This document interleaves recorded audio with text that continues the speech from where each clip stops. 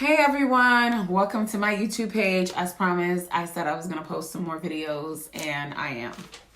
So I made a list because there's just so much to talk about when it comes to spirituality. So we're going to talk about spirituality for beginners. All right, first things first, when you're starting out your spiritual journey, stop buying stuff. Like, don't buy anything except some white candles and maybe a glass cup and a white cloth. That's all you need to start out your spiritual journey. You don't need any of those other props or anything like that. You can make sure you have some salt, some Florida water, to cleanse and ward off bad spirits and stuff like that. And then the only herb that I would recommend is holy basil because it attracts good spirits. So you can keep a bunch of those around your home, every corner of your home, if that's possible, by your windows, by your bed, anywhere where, where it can grow in your home. That's pretty much all you need. Building that connection with your ancestors and your spirit guides are the most key, important things in your spiritual journey. A lot of people, they like to buy props. A lot of people will jump into tarot cards. And I think I'll do another part when it comes to tarot cards, as far as like with starting out your spiritual journey. That should not be the first thing that you do. Buying a bunch of props and thinking, you got it like that. It's really way more to it than that. So let's talk about that divine connection, meditation, mindfulness. All of that will help unlock that connection between you and your ancestors and your spirit guides.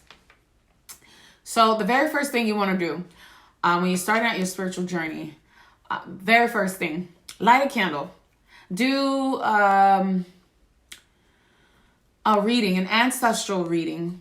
That's the number one thing. Get a reading. Get an ancestral reading. Understand what your ancestors and your spirit guides want you to do as far as like with your spiritual practice and what path you should be on. But I highly recommend that you do not get on a specific path until you build that connection first. Even if your ancestors say, hey, you should practice voodoo. That is your spiritual path. You could do Ifa, you could do Santeria, whatever. Do not jump into these ATRs right away. You want to make sure that you are connected with your ancestors. They're your first line of defense. That connection first is the one that you want to master before you jump into doing other things. And you need that connection in order to practice those other spiritual practices. So if you're not working with your ancestors and you try to jump into other practices, it's like, what are you doing? You're working backwards. Mastering the basics with your ancestors, that's the number one thing you need to be doing. And the way that you do that is, very first thing, get an ancestral reading so you can understand what messages your ancestors have for you and what spiritual path you should be on and the things that you need to do as far as like connecting with them, what messages they have for you, what messages they have for other family members, and some key things that you should be focused on as far as like connecting with them and how you're communicating with them.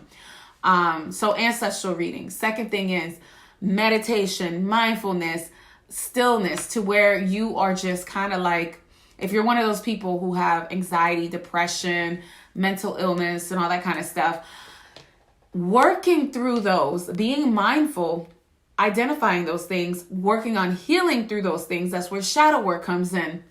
You got to work through that because there's so much noise in your head. You cannot hear, you cannot pay attention, you cannot feel, you're not picking up intuitively on that divine connection because of so much going on in your head. Working on healing through those, doing the shadow work. And I'll do another video on shadow work just because of so much. And working through those helps connect you with the divine. So that's another thing. So I said ancestral reading, and then I said meditation, and then mindfulness is, with meditation, of course. And then I said shadow work, and then also setting up an altar once you get to that part. you don't need a whole lot of things. You only need like 2, maybe 3 things to start off. And dedicate, and I highly recommend you dedicate 30 days straight, 10 minutes a day, 10 minutes of your time. That's it. On setting up your altar, going to your altar, and calling out your high vibrational ancestors and spirit guides who are of love, who means you well. You can word it however you want to word it, but you want to ensure those are the key things, because when you start off your spiritual journey, low vibrational entities are going to see you as a light as well. And they're going to think that they are welcome to the table. They're welcome to the cookout. And that's not the thing. You want to make sure people, the ancestors who walk with you that are of high vibration, are the only ones who are invited to the cookout. And that is that altar that you set up. So that's what you want to do. Build that connection, call on to your ancestors. 10 minutes a day for 30 days straight is all you need. With the white candle. It could be a tea light candle. It doesn't have to be a 7-day candle. White tea light candle. A glass of water, because water is a portal. Fire, that candle, that's a portal as well. And then maybe a picture of past loved ones. Now, and the reason why, let's go back to ancestral reading. The reason why you want to get an ancestral reading is so you know what ancestors walk with you. And you can specifically put them on your altar. But it's okay if you don't have pictures of them. You can call out to them. You can sing to them. You can write their names on a piece of paper. Your intentions is everything. So if your intention is for that particular ancestor or ancestors, call them out by name. Write their names down. Put a picture. What do you think they look like? All that kind of stuff. Just put that energy on the altar, the space that you have built for them, which is with a white tablecloth, a white candle, a glass of water, and a Florida water for cleansing, of course. Or you can use holy water, or you can use a mixture of herbs, and I'll get into herbs in another video because I do not want to complicate things. So that's pretty much it. When you're starting out your spiritual journey, 30 days straight, dedicate 10 minutes a day. One, because and some people will argue and say, oh, you don't need whatever. If you are just starting out your spiritual journey, you need to get in the habit of calling out your ancestors. That's building up to a stronger connection. And that's one thing. And then the very last thing is spiritual baths. Spiritual bath is very important. I highly recommend doing a spiritual bath before you start your spiritual journey. Doing cleanses and doing also maintenance cleanses as well throughout the month. So let's just say if you're just starting out and you're starting from square one, where it's a white tablecloth, white candle, a glass of water, and maybe a picture of 2 of your ancestors who walk with you. Add that to the table, 10 minutes a day. And then when you're ready to do your spiritual bath, you've already got the table set up. You can get a bowl, like a glass bowl or white basin bowl, and you can put rainwater. And I'll get into the types of water, but you can put water. You can put holy water added to the water. You can also put holy basil. You could put mint leaves. And I'll get into herbs in another video, but I'm not going to get too deep into it. And then you can put a pinch or 2 of pink Himalayan salt, and then some essential oils like lavender, in your spiritual bath, as far as like with cleansing, and protection. We'll talk about protection in another video. There's just so many layers to this, but as far as like cleansing is very, very highly recommended. And that will help build that divine connection between you and your ancestors, doing a spiritual bath. So I highly recommend that. But that's it. When you start out your spiritual journey, people think you need crystals. You don't need crystals.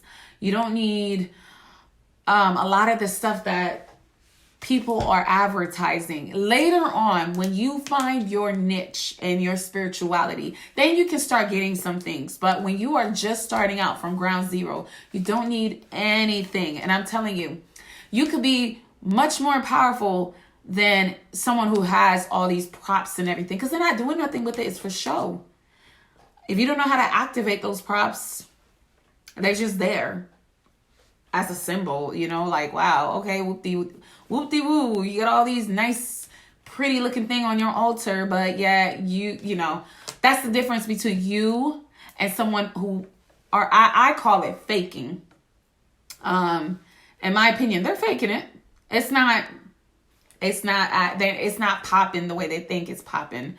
So that's why when you start your spiritual journey, I highly recommend you not get into tarot, you not get into bones or playing cards or any of that stuff, or buying all these props and thinking you doing something when you really not. You can be just as powerful, if not even more, than someone who has all these little materials and think that they are, you know, the shit. So that's pretty much it. If you have any questions, drop it in the comment section. And then also I do readings. So I'm going to put my link in the bio, in the comment section of this video. I do private readings. I'm going to do a reading right out the timeless reading after this video. This is like not a planned thing. I just have a to-do list. And I was like, all right, well, I have a little bit of time. Let me just get on here and put out some information like I promised before. So if you're starting out your spiritual journey, that's all you need. And I will get more deep into the other topics later on in other videos. But if you're just starting off, that's all you need to focus on for 30 days straight.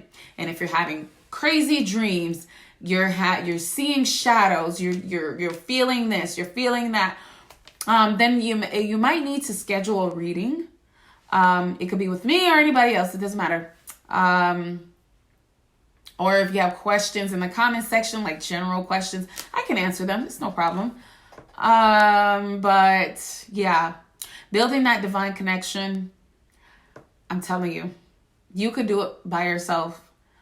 You can do it. You don't need to buy tarot cards or any other tools of divination when you're starting out your spiritual journey. You are wasting your time and you are wasting your money.